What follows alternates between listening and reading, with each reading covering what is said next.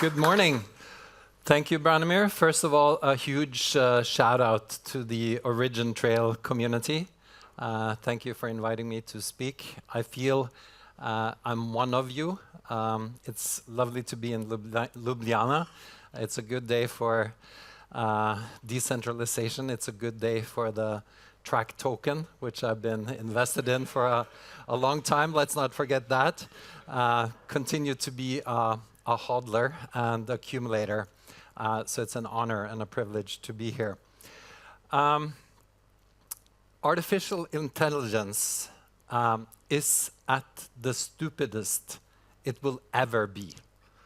AI will never be more stupid than it is now. I think we can agree on that. And we blew past, as humanity, the Turing test. You will be familiar with the Alan Turing proposal that once a human cannot detect, when it's speaking with a machine, that it cannot detect that it's actually speaking with a machine. We have to determine the machines as intelligent. And I think we blew past that Turing test somewhere around 2022.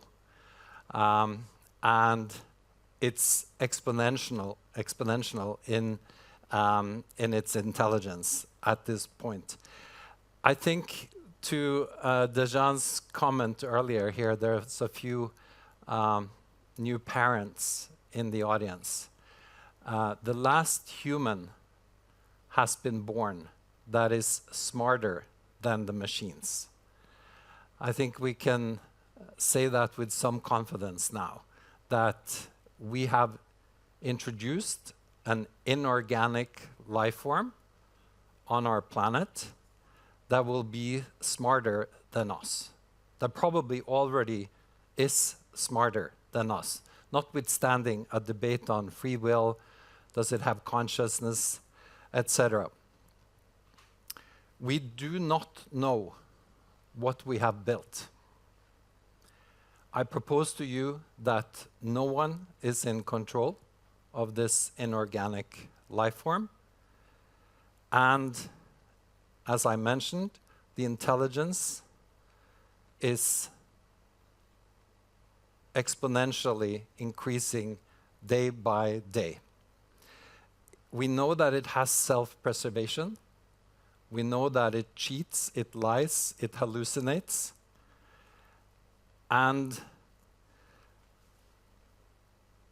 we are fighting for the same scarce resources.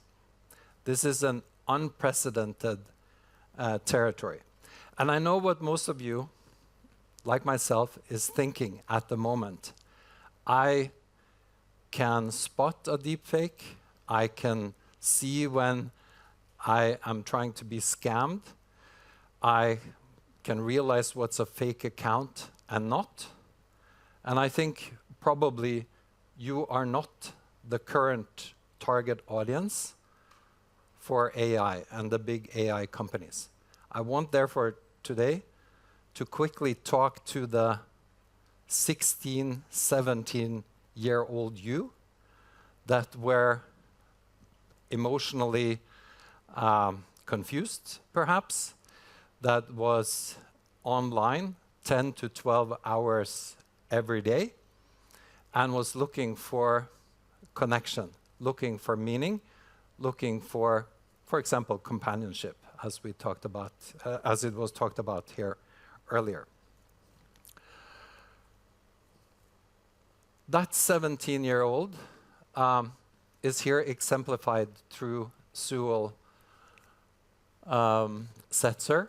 Suel was in a companionship, a relationship with his character AI companion, which was taken out of Game of Thrones characters.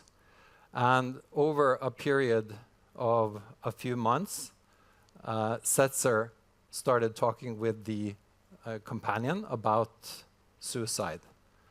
And you will know these stories now, quite familiar. There are many of them. And the companion essentially encouraged Setzer to join the companion on the other side. Setzer found a gun, went to the bathroom, ended his life in the hope of joining his companion, and became 14 years old. This is happening all around the world, in all countries at the moment. It's not science fiction anymore. You know this story well. Being technology optimists, as we all are, we can see the benefits of AI and the benefits of technology. And the Hollywood narrative has always been that humanity is in control. And if it gets close to getting out of control, we can turn off AI. We maybe have to move underground, move out into the desert and blow up some server plants, but we can turn it off. That is not the case. Very few of you think, I hope, think of AI as a tool. Although it's assisting you during your daily work or daily life already, it's not a tool. We already talked about that it has self-preservation, it learns, it multiplies, it lies, and it hallucinates. This is an inorganic life form that you cannot turn off. And we've had first contact with artificial intelligence, not through the Arnold Schwarzenegger Terminators and the humanoids that now walk and live among us, also in Japan. But the first contact was the social media algorithm, also exemplified through the Netflix documentary, The Social Dilemma, where the argument is that the tech companies, in search of profit maximization, wrote an algorithm that were training on you and learning from you what would keep you scrolling, what would keep your attention, and what would give you that dopamine rush and keep you on the tablet or on your phone. And it learned very quickly that what keeps you scrolling is outrage, hate speech, and an eternal echo chamber of confirmation bias. This wasn't set out by Mark Zuckerberg or others to destroy conversation or pulverize the media industry. It was simply set to maximize profit. And the algorithm learned from your behavior, from the human behavior. And we lost that first contact. It has forever changed human behavior in many industries. And in this confirmation bias, we're being fed what we already believe or what the algorithm thinks we want to see. And this has polarized families and society to the point where it's difficult to have a conversation. And when there's difficult to have a debate or a conversation or agree on what is true and what is not true, democracy or open society is threatened. And that's the first contact where humanity lost, and we are now in a situation where we are going towards second contact. But before then, do you remember what Reed Hastings, the CEO of Netflix, answered on an earnings call? I think it was sometime around 2017. He was asked, what is Netflix's biggest competitor? And if his answer was sleep. Because when you're sleeping, you're not online, you're not scrolling, you're not watching. And if that answer doesn't raise some hairs on the back of your neck just a little bit, I think you're not awake. No pun intended. The second contact is much more dangerous, in my opinion. And I pose to you that this is a contact that we cannot lose as humanity and open society. And it's the race for not only artificial intelligence, but Yuval Noah Harari talks about artificial intimacy, which was already brought up here. On top of a race for attention and not knowing what is true and not, we now have a race for your intimacy, for being your friend. And this artificial friend is always on, always available, always says what you want to hear and whispers things in your ear. I'm not saying it's uniquely a bad thing, but the way we rushed into the social media paradigm, we're now rushing into, I think, partly in sleep, into a new paradigm where it's going to do something about us as humans. What will happen when we talk more to machines than humans? And what will it do to open society? I haven't heard Sam Altman say this. He issued a red code, I think yesterday, was it? That they need to step up their ChatGPT product in the face of the competition, be it Claude, Perplexity, Gemini, etc. I don't think those other LLMs are his biggest competitor. I pose to you that I think OpenAI and ChatGPT's biggest competitor is humans.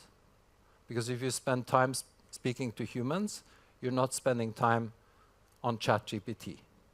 The same way that TikTok and Facebook and Instagram wants you to spend time scrolling your phone, we're going into this reality now, where your children, where you perhaps, certainly the younger generation, is going to spend time not only online, but having most of their relationships and friendships with a machine.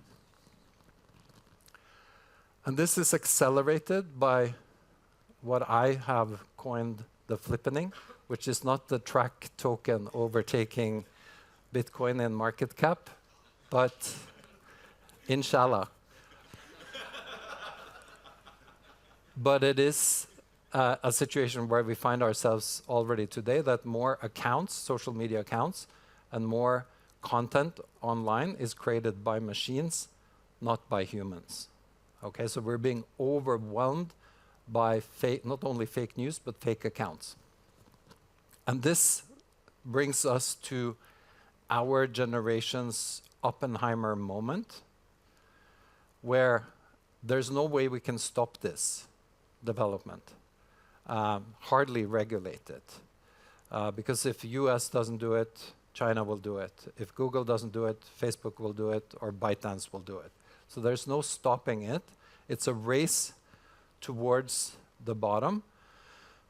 But you and me, we are the last generation that can do something about this at all.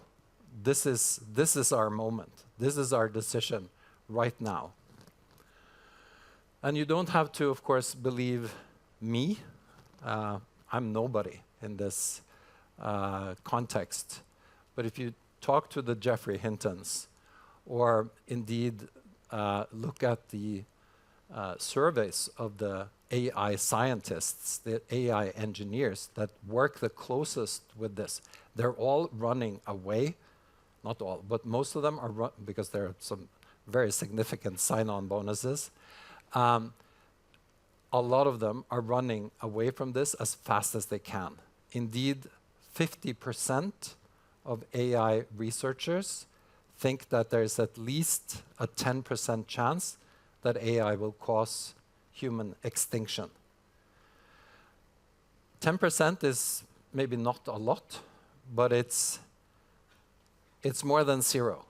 And if human extinction is even on the table, we need to do something. We have to come together to do something.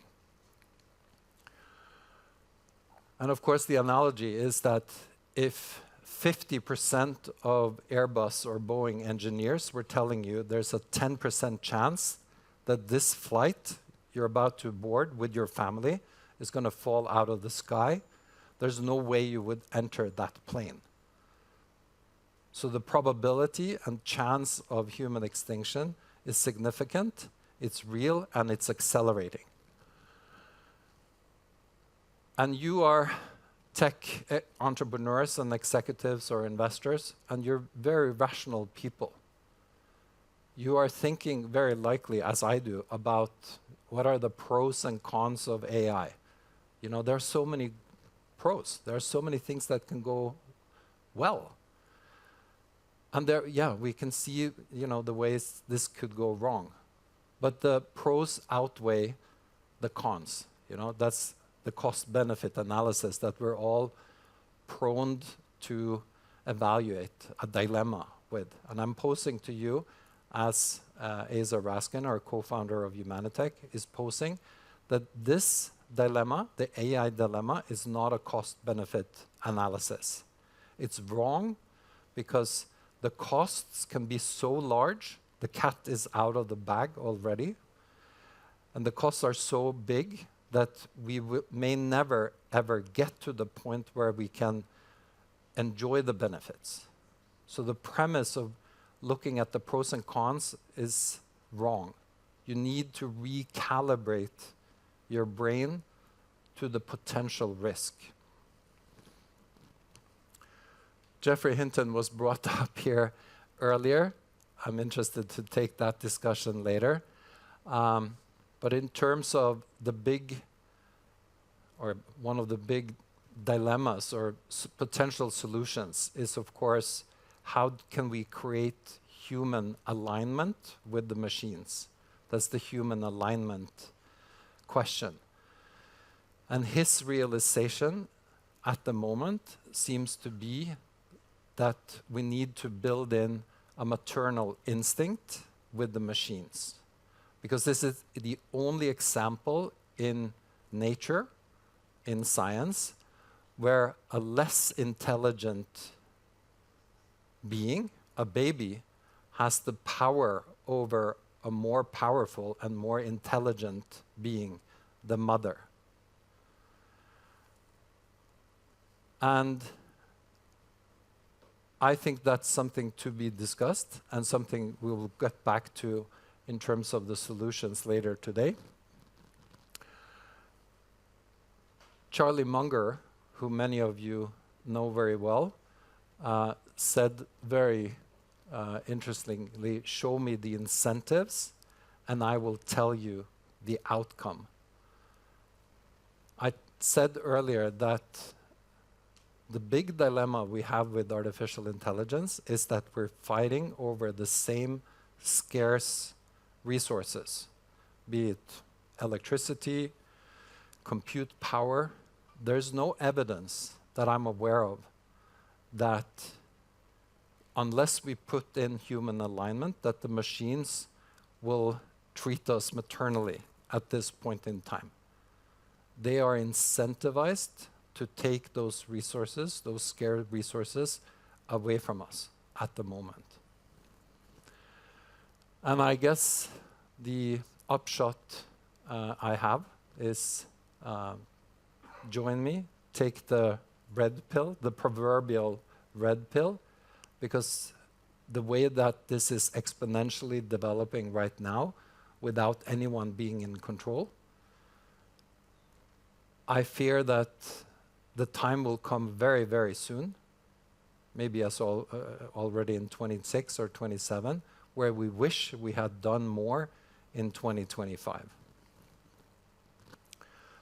So with that uplifting narrative, I encourage you to have this debate, show up, and join the red team. Thank you very much.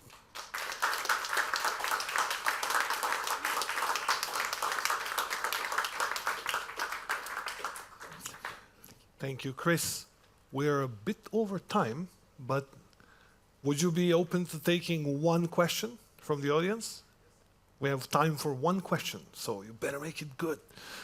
No pressure. Yeah. There's a question over there. Yeah, microphone coming your way. Okay, just a quick one. So thank you for the speech, really, really nice and interesting. The 10% you mentioned is really scary. And I think when AI and robotics will actually converge will be even more scary. So as your role in the Porsche family office, I would like to have your view on how big automotive companies are addressing the robotics industry and humanoid robots. Yeah. Yeah, I don't want to speak on behalf of any of the companies. I think they need to speak for themselves. So, but I think taking a step back, I brought OpenAI and Anthropic to the investment committee of a Pierre Porsche family office investment committee around 21, 22. And I said, I think this AI thing is going to be huge, not only for automotive companies but for society at large. And it's going to be a great financial investment. Let's invest in OpenAI and Anthropic. And I got rejected. Rejected because essentially they said, it's not all about money, Chris. We don't want to fund the potential end of humanity. We can see the upside, the efficiencies for companies.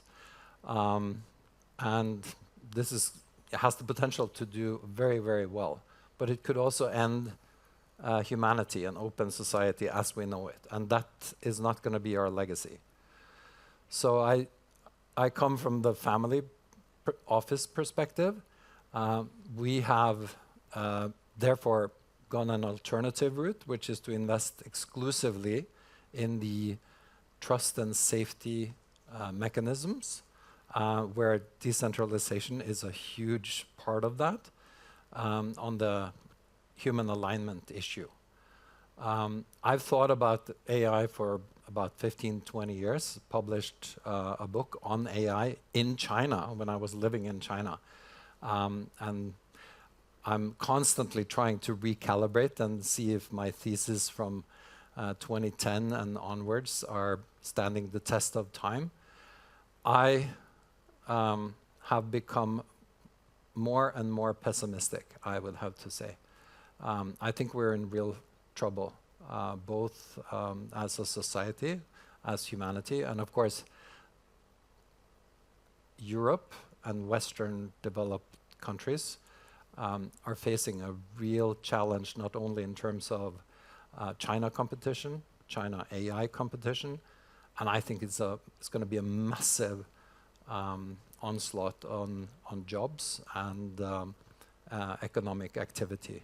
I think we're heading into a society that we unfortunately won't recognize as it is today. So that's have a pretty gloomy picture from that, I'm afraid.